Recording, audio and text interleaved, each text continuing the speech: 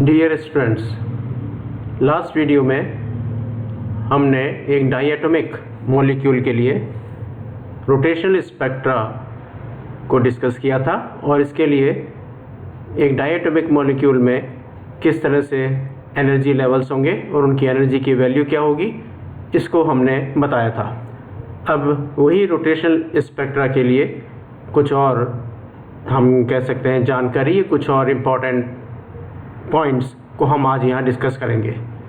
सबसे पहला पॉइंट है जो इसको हम डिस्कस करने जा रहे हैं, वो है selection rule for rotational spectra, यानी कुछ चयन नियम जो इस रोटेशनल स्पेक्ट्रा को प्राप्त करने के लिए हम कह सकते हैं यूज़ में होते हैं। ये है क्वांटम मैकेनिक्स के अनुसार एक रिजिड, एक दृढ़ डायटोमिक मॉलिक्यूल के लिए वे ही घूर्णन संक्रमण संपन्न होते हैं जिनकी घूर्णन क्वांटम संख्या के मान में डिफरेंस या अंतर यूनिट या इकाई हो, यानी घूर्णन क्वांटम संख्या के मान में या तो यूनिट या इकाई से वृद्धि होगी या कमी होगी। तो इस सिलेक्शन रूल जो है इसके अनुसार हम कह सकते हैं delta J is equal two plus minus 1। यहाँ डेल्टा जे का मतलब हो गया दो घूर्णन ऊर्जा स्तर के बीच उनके घूर्णन क्वांटम संख्या के मान में डिफरेंस या अंतर। ये जो अंतर है उसका मान या तो +1 होगा या -1 होगा। यहाँ delta J is equal to +1 का मीनिंग होता है विकिरण का अवशोषण, यानी मॉलिक्यूल विकिरण का अवशोषण करके अपने निम्न घूर्णन ऊर्जा स्तर से दूसरे उच्च घूर्णन ऊर्जा स्तर में संक्रमण करेगा और उन घूर्णन ऊर्जा स्तर की घूर्णन क्वांटम संख्या के मान में जो डिफरेंस होगा वो 1 का होगा। अर्थात अगर विकिरण के गिरने से पहले अणु J इज इक्वल टू 1 में है तो विकिरण के अवशोषण के बाद वह अणु J इज इक्वल टू 2 में संक्रमण कर जाएगा। वह delta J is equal to -1 का मतलब हो गया विकिरण का उत्सर्जन, यानी इस समय मॉलिक्यूल उच्च घूर्णन ऊर्जा स्तर से विकिरण का उत्सर्जन करके अपने निम्न घूर्णन ऊर्जा स्तर में संक्रमण करेगा या प्रवेश करेगा। इस समय भी जो घूर्णन क्वांटम संख्या के मान में परिवर्तन है वो 1 का होगा।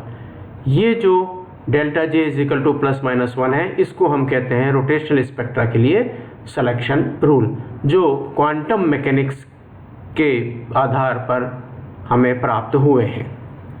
अब आगे फर्दर हम डिस्कस करते हैं एक रिजिड रोटेटर का घूर्णन स्पेक्ट्रा को हम किस तरह से समझाएं, किस तरह से वो प्राप्त होता है, उसके बेसिक फीचर्स क्या हैं। तो सिलेक्शन रूल के अनुसार माना कि संक्रमण J से J+1 की ओर हो रहा है, यानी जो निम्न ऊर्जा स्तर का घूर्णन ऊर्जा स्तर है उसकी घूर्णन क्वांटम संख्या को अब J से शो कर रहे हैं। और सिलेक्शन रूल के अनुसार जब संक्रमण होगा तो J के मान में जो परिवर्तन होगा वो कितने से होना चाहिए, 1 से होना चाहिए। अर्थात उच्च घूर्णन ऊर्जा स्तर के लिए घूर्णन क्वांटम संख्या का मान क्या हो जाएगा, J के वैल्यू में, यानी निम्न घूर्णन ऊर्जा स्तर की घूर्णन क्वांटम संख्या के मान में किस मान की वृद्धि कर दें, 1 की वृद्धि कर दें। अर्थात J से J+1, यानी पहले 2 है तो अब कितना हो जाएगा, 2 + 1 यानी 3, या 3 से 4, 4 से 5, इस तरह से। तो संक्रमण J से J+1 की ओर हो रहा है तो इसकी घूर्णन आवृत्ति का यहाँ तात्पर्य है कि संक्रमण के लिए आवश्यक विकिरण की तरंग संख्या, यानी जो विकिरण मॉलिक्यूल पे गिर रहा है उस वह विकिरण की अवशोषित होने वाली तरंग संख्या का मान क्या होगा। तो इसकी घूर्णन आवृत्ति को हम निकाल सकते हैं, जिसको हमने संकेत दिया न्यू बार, जो हम निकाल रहे हैं कि संक्रमण कहाँ से हो रहा है, J से J+1 के लिए हो रहा है। तो हम कह सकते हैं कि एक सामान्य इक्वेशन, जो जनरल इक्वेशन हमने पहले लिखी थी वो यही थी। सेंटीमीटर इनवर्स में जो हमने ऊर्जा का मान लिखा था उसका फार्मूला था B जब घूर्णन स्थिरांक है, J घूर्णन क्वांटम संख्या इंटू J+1। तो ये जो सेंटीमीटर इनवर्स में ऊर्जा हो गई वो एक J घूर्णन क्वांटम संख्या वाले ऊर्जा स्तर के लिए हो गई। और अब जो संक्रमण हो रहा है वो J से J+1 में हो रहा है, तो न्यू बार हम निकालें तो ये होगा कि J+1 के लिए जो तरंग संख्या या J+1 के लिए हम कह सकते हैं जो सेंटीमीटर इनवर्स में एनर्जी है, उसमें से हम सेंटीमीटर इनवर्स में J गुणन ऊर्जा स्तर वाली एनर्जी को माइनस कर दें तो वो जितना डिफरेंस होगा उसी डिफरेंस वाले विकिरण की तरंग संख्या का अवशोषण होगा। तो new bar J2 J+1 is equal to हो जाएगा B, यहाँ इस फॉर्मूले में J+1 कर दें तो J+1 हो गया, और यहाँ भी J के मान में एक और की वृद्धि कर दें तो हो जाएगा J+2। तो J+1 के लिए जो सेंटीमीटर इनवर्स में एनर्जी हो गई वो हो गई B J+1 J+2 माइनस जो J गुणन क्वांटम संख्या वाले ऊर्जा स्तर की ऊर्जा है वो हो गई एक B J इंटू J+1। अब इस इक्वेशन को सॉल्व कर लें तो इन दोनों में से B को कॉमन ले लिया, यहाँ J+1 J+2 को मल्टीप्लाई किया तो ये हो जाएगा J² plus 2J plus J+2 minus ये B कॉमन आ गया तो ये हो जाएगा -J² और ये हो गया -J। इसको हम सॉल्व कर लें तो ये J² प्लस माइनस के तो कैंसिल आउट कर दें, ये हो जाएगा 2J प्लस J, ये हो गया 3J और यहाँ से हो गया +2 और यहाँ से बच गया -J। इसको हम फर्दर सॉल्व करके लिखें तो ये फार्मूला आ जाएगा B ब्रैकेट में 2J प्लस 2, 2 को भी कॉमन के रूप में हम ले लें तो अवशोषित होने वाले विकिरण की तरंग संख्या का मान जो हो जाएगा वो हो जाएगा 2B into J+1 centimetre inverse में। ये एक जनरल फार्मूला हो गया जहाँ संक्रमण जो हो रहा है वो J से J+1 में हो रहा है, यानी एक लोअर घूर्णन ऊर्जा स्तर से हायर घूर्णन ऊर्जा स्तर में संक्रमण के लिए अवशोषित होने वाले विकिरण की तरंग संख्या का मान हम इस समीकरण से बता सकते हैं। तो इस प्रकार अगर हम इस फार्मूले को थोड़ा और एक्सपेंड करें, इसका स्पेक्ट्रम बनाएं, एक रोटेशनल स्पेक्ट्रम बनाएं, तो सपोज जो पहला ट्रांजिशन हो रहा है उसमें J की जो लोअर वैल्यू है वो 0 रख दें और इसमें हम 1 जोड़ दें, हायर वैल्यू क्या हो गई 1 हो गई। तो जब 0 घूर्णन क्वांटम संख्या वाले ऊर्जा स्तर से J = 1 क्वांटम संख्या वाले ऊर्जा स्तर में संक्रमण हो रहा है तो अवशोषित होने वाले विकिरण की तरंग संख्या का मान हम इस फार्मूले से निकाल दें। इस फार्मूले में हमें करना क्या है कि J का मान जहाँ से संक्रमण हो रहा है वो रखना है। तो यहाँ संक्रमण जो हो रहा है कहाँ से हो रहा है, J = 0 से हो रहा है। तो अब इस फार्मूले में J = 0 रख दें तो यहाँ से रह जाएगा 1 इंटू 2B, तो ये वैल्यू आ जाएगी 2B सेंटीमीटर इनवर्स। तो ये जो पहला संक्रमण होगा उसके लिए अवशोषित विकिरण की तरंग संख्या 2B होगी। अब मान लीजिए संक्रमण हो रहा है 1 से 2 में, तो हम इसमें यहाँ इस फार्मूले में 1 रख दें तो 1 + 1 2, 2 इंटू 2 4, तो ये हो जाएगा दूसरे संक्रमण के लिए अवशोषित विकिरण की तरंग संख्या 4B। इसी तरह से 2 से 3 में हो रहा है तो यहाँ 2 रख दें तो 2 + 1 इंटू 2, तो ये हो जाएगा 6B सेंटीमीटर इनवर्स। तो इस प्रकार ये जो वैल्यूज़ आ रही हैं इससे हम ये कह सकते हैं कि इस प्रकार दृढ़ घूर्णक के घूर्णन स्पेक्ट्रम में स्पेक्ट्रम रेखा 2B, 4B, 6B, 8B इत्यादि पर प्राप्त होंगी। अर्थात प्रत्येक दो स्पेक्ट्रमी रेखाओं के मध्य जो आवृत्ति अंतर है वो एक फिक्स होगा, 2B सेंटीमीटर इनवर्स होगा। इसे हम आवृत्ति पृथक्करण कहते हैं। इसका मतलब ये हुआ इस पूरे का कि जब संक्रमण J = 0 से J = 1 में होगा तो अणु द्वारा 2B सेंटीमीटर इनवर्स तरंग संख्या वाले विकिरण का अवशोषण होगा और अवशोषित विकिरण की तरंग संख्या के मान पर ही स्पेक्ट्रम में एक रेखा प्राप्त होगी। इसी प्रकार J+1 से J+2 में जो संक्रमण होगा वो 4B सेंटीमीटर इनवर्स तरंग संख्या वाले विकिरण के अवशोषण से होगा। वे J = 2 से 3 में जो संक्रमण होगा वो 6B सेंटीमीटर इनवर्स वाले तरंग संख्या वाले विकिरण के अवशोषण से होगा और जो स्पेक्ट्रम में रेखाएं प्राप्त होंगी वो 4B और 6B पर ही प्राप्त होंगी। इस प्रकार हम कह सकते हैं कि स्पेक्ट्रम में प्रथम रेखा 2B पर, सेकंड रेखा 4B पर और थर्ड रेखा जो है वो 6B सेंटीमीटर इनवर्स पर इसी तरह से प्राप्त होंगी और प्रत्येक दो रेखाओं के बीच जो डिफरेंस आएगा वो 2B सेंटीमीटर इनवर्स होगा यदि द्विपरमाणु अणु जो है वो किस तरह से व्यवहार कर रहा हो, एक दृढ़ घूर्णक की तरह व्यवहार कर रहा हो। यहाँ पर हमने कुछ एनर्जी डायग्राम शो किए हैं। ये पहला है एक दृढ़ घूर्णक के घूर्णन ऊर्जा स्तर व उनकी ऊर्जाएं। ये एक घूर्णन ऊर्जा का बढ़ता हुआ क्रम है। ये डिफरेंट घूर्णन एनर्जी लेवल्स हैं, रोटेशनल एनर्जी लेवल्स हैं, जिनके लिए घूर्णन क्वांटम संख्या का मान सबसे पहले के लिए 0, दूसरे के लिए 1, 2, 3, 4, 5, 6 इत्यादि हैं।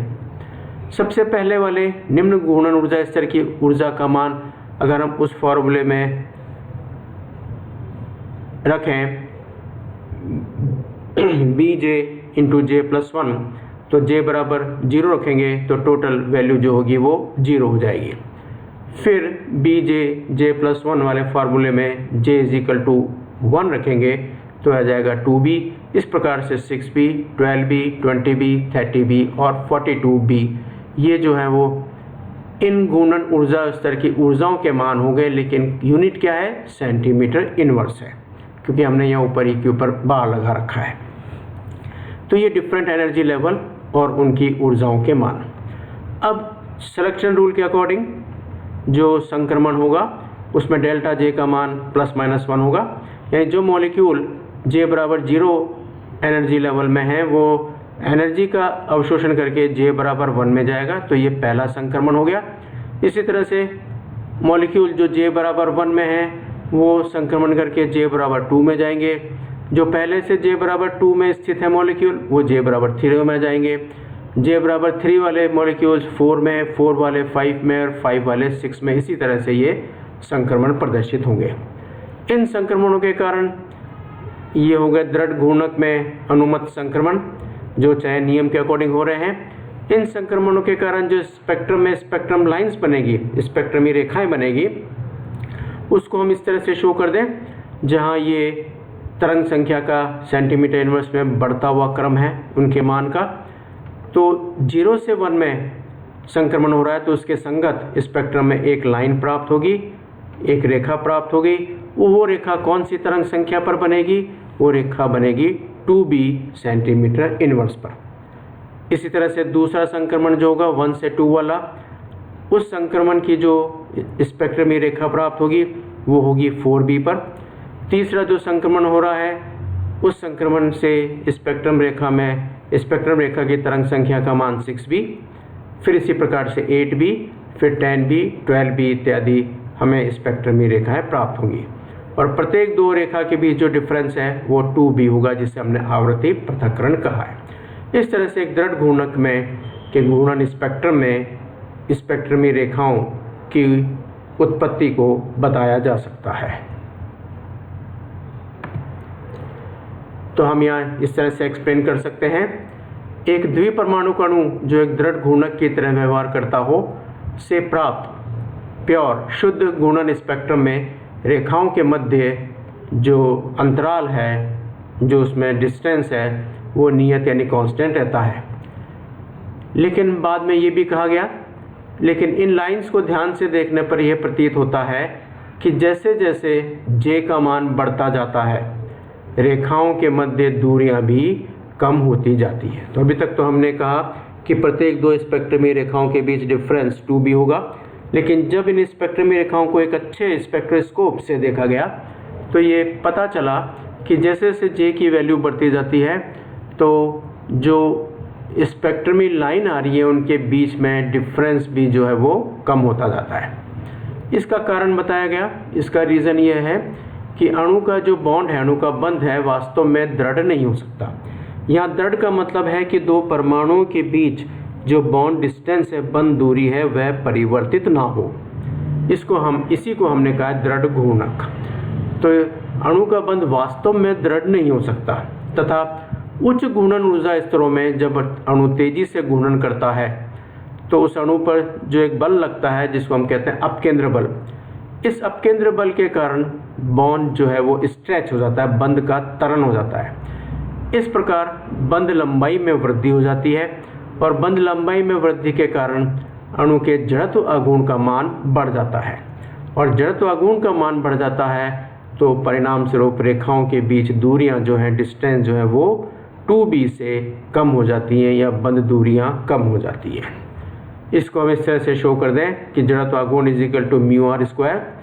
जब अणु बहुत तेज़ी से घूर्णन कर रहा है, यानी अणु जब उच्च घूर्णन ऊर्जा स्तर में है, तो जब वहाँ से उसका संक्रमण होगा तो उस समय जो r है, r की वैल्यू जो होगी वो इंक्रीज हो जाएगी, यानी बॉन्ड डिस्टेंस बढ़ेगी।